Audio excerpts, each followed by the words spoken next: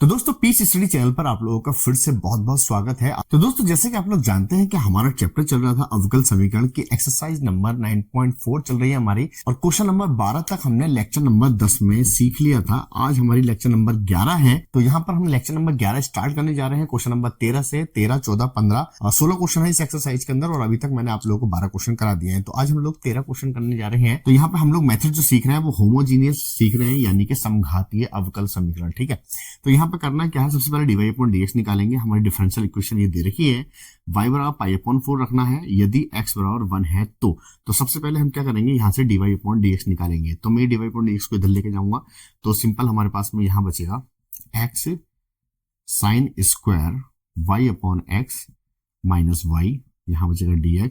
इसे इधर ले जाएंगे तो माइनस के x dy हो जाएगा। ठीक, dx को मैं इधर लेकर आ रहा हूं, x को मैं इधर लेकर आ रहा हूं, तो यहां हो जाएगा आपका x sine square y upon x minus y upon minus x is equal to ये बना dy ओवर dx। ठीक, इंप्लाइज दैट लगाते रहेंगे क्योंकि आप लोग इंटर क्लास में हैं आप।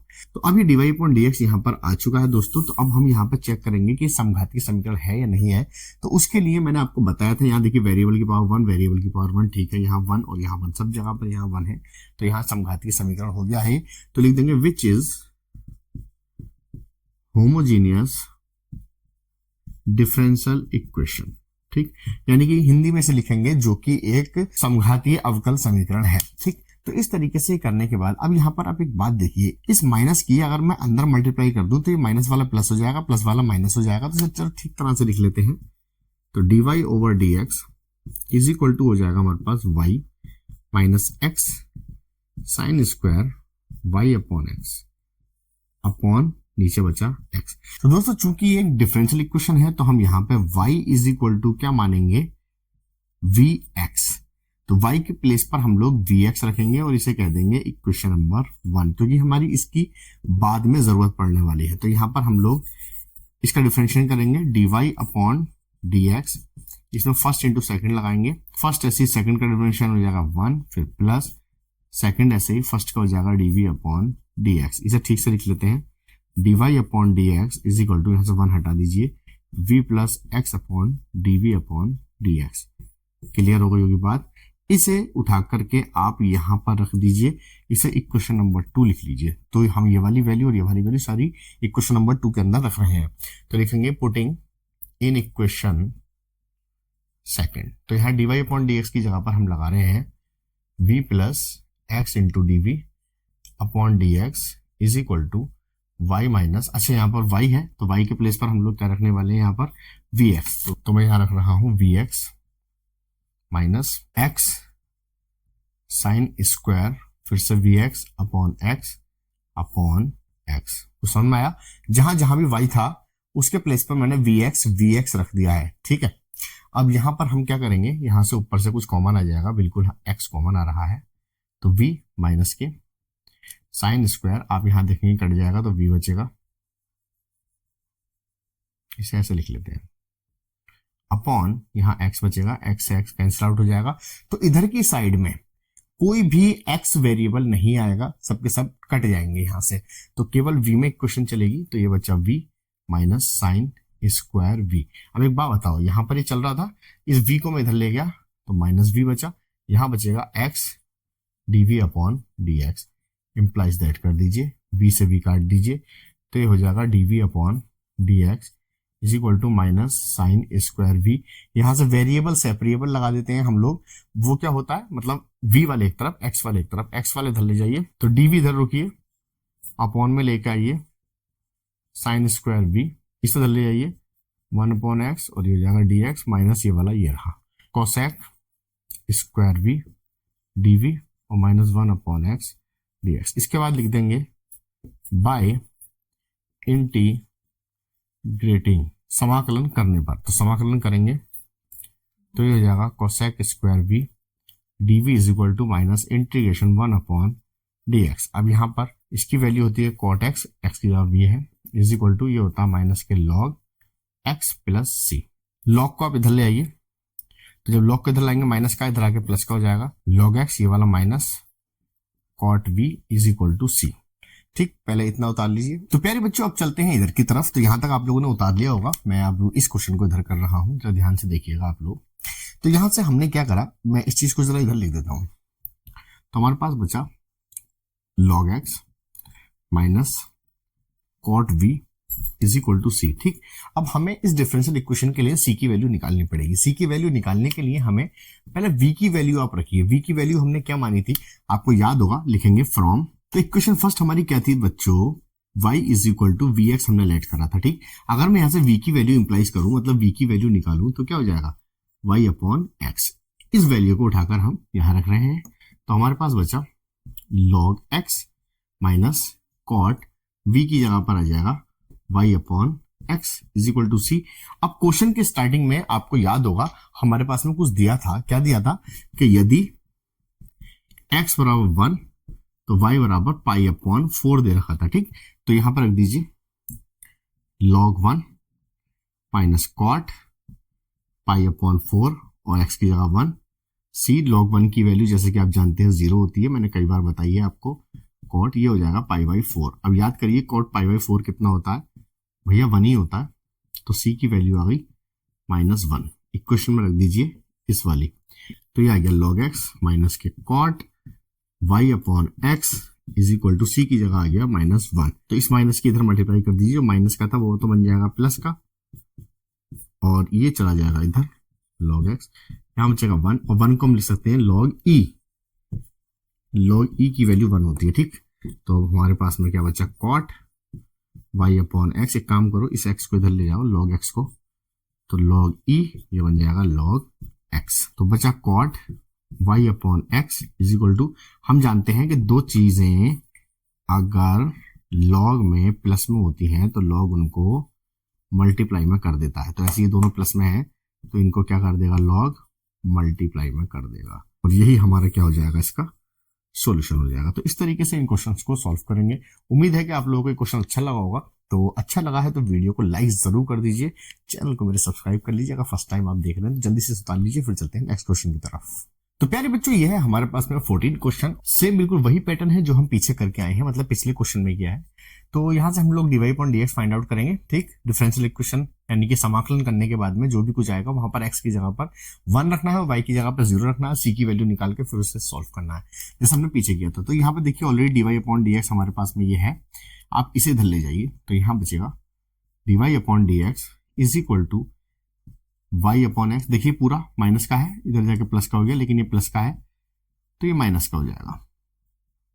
अगर 12th क्लास में आने के बाद प्लस माइनस की गलतियां कर रहे हैं आप लोग, तो आप लोगों को बहुत ज्यादा रिवीजन की जरूरत है। आप लोगों से रिक्वेस्ट है, आप लोग रिवीजन करिए, सवालों को पक्का करिए।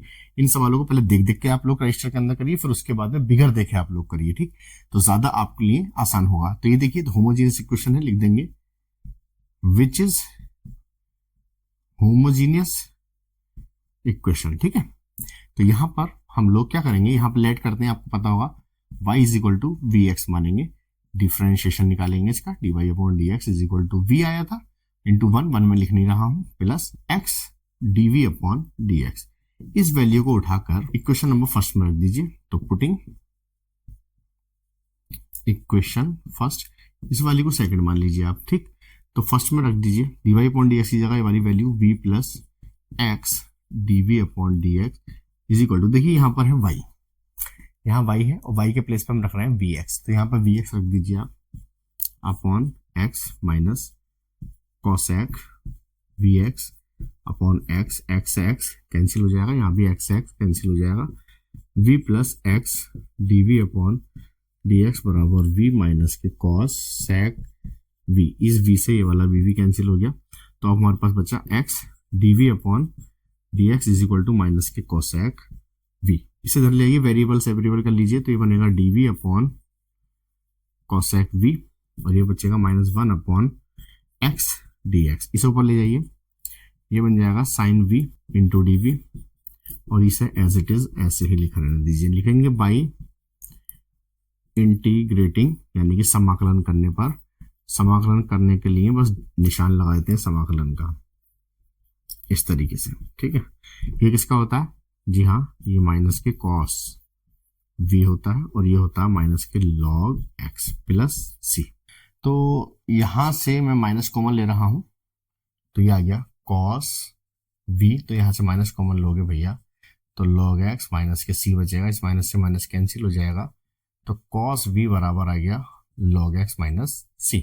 यहाँ वी की वैल्यू पुटअप करिए, वी की वैल्यू देखिए इक्वेशन नंबर 2 से निकालेंगे, तो लिखेंगे फ्रॉम इक्वेशन 2, मतलब समीकरण 2 से। समीकरण 2 क्या है पहले उतार लीजिए, y is equal to v x, तो यहां से अगर मैं इंप्लाइज करूं v की वैल्यू, मतलब v की वैल्यू निकालूं तो x को बटे में ले जाइए, y अपॉन x हो जाएगा। ठीक, इस वैल्यू को उठा के यहाँ रख दीजिए यहाँ पर, तो यह आ जाएगा cos y upon x is equal to log x minus सी।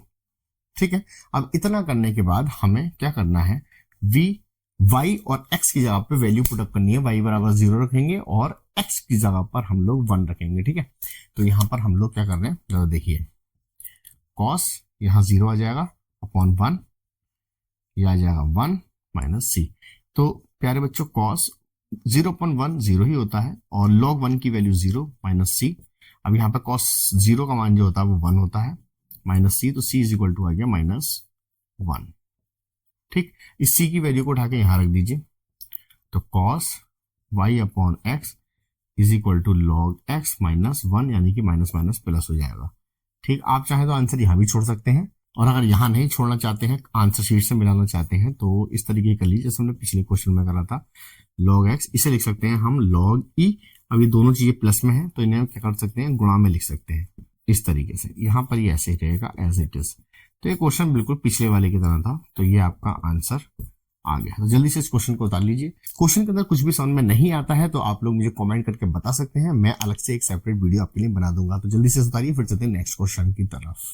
तो दोस्तों इतना क्वेश्चन मैंने कर दिया है, मुझे पता ही नहीं चला कि मैं माइक जो है बाहर छोड़कर आ गया था, ये पानी पीने गया था तो मैंने वही रख दिया और मैं इसे शूट करता चला गया। अचानक से मुझे ध्यान आया कि माइक में बाहर छोड़ा हूं, तो मैं आपको समझा देता हूं। देखिए बड़ा इंपॉर्टेंट क्वेश्चन है ये डिफरेंशियल इक्वेशन दे रखी है आपको, y बराबर 2 रखना है और x बराबर 2 रखना है। तो मैंने क्या किया, डिफरेंशिएशन यानी कि अपने dy अपॉन dx को मैं इधर ले गया, तो ये माइनस का था, इधर जाके प्लस का हो गया। ठीक, उसके बाद में इस वाली चीज को मैं इसके बटे में ले आया, तो यहाँ बचेगा dy अपॉन dx जो कि ये बचा हुआ है, और इस पूरे को मैं इसके बटे में ले आया, तो देखिए ये आ गया है।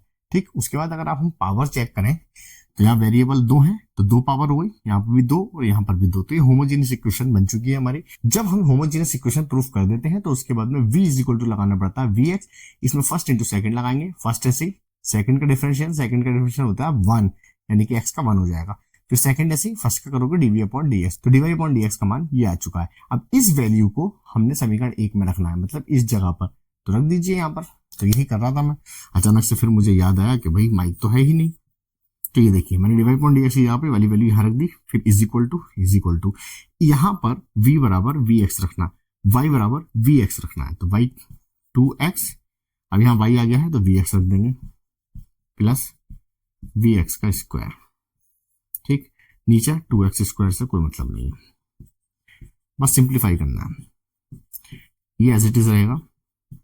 ऊपर से एक्स स्क्वायर कॉमन आ रहा है तो ये बचेगा 2v, और यहां से एक काम करिए पहले से ठीक से लिख लीजिए, 2x स्क्वायर v प्लस ये बन जाएगा v square x square upon x square. ठीक, यहां से v plus x dv upon dx is equal to, ऊपर से एक्स स्क्वायर कॉमन आ रहा है तो बचेगा 2v और प्लस v स्क्वायर अपॉन नीचे आ गया एक्स स्क्वायर, कोई बात ना, तो यहाँ बचेगा v plus x dv upon dx is equal to, यहाँ से बच्चों बचेगा 2v plus v square upon 2 और अपॉन 2, इस 2 से 2 कैंसिल आउट हो गया, तो v plus x dv upon dx is equal to v plus v square upon 2, इस v से वाला v कैंसिल हो गया, तो हमारे पास बचेगा x dv upon dx is equal to v square upon 2। ठीक, अब यहाँ से वेरिएबल सेपरेबल लगाइए, मतलब आप वो एक काम करिए वी स्क्वायर को बटे में लेकर आ जाइए, तो बन जाएगा dv अपॉन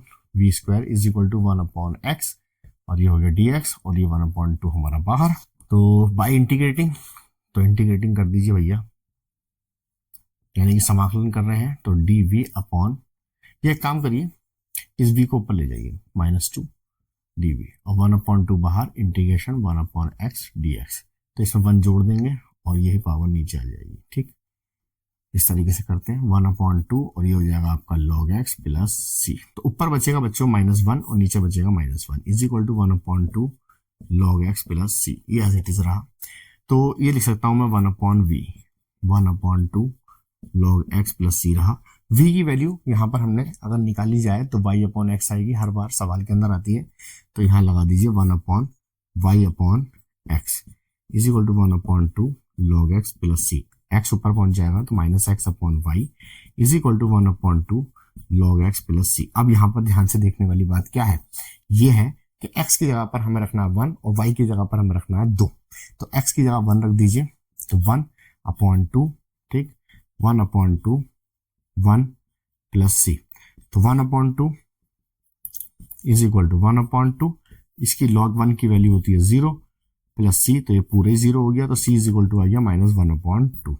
अब इस c की वैल्यू को उठाकर यहां लगा दीजिए इस वाले में, इक्वेशन नंबर 3 में। तो हमारे पास में क्या आएगा, फ्रॉम इक्वेशन थर्ड, मैं यहाँ पर लाइन खींच देता हूँ, ठीक।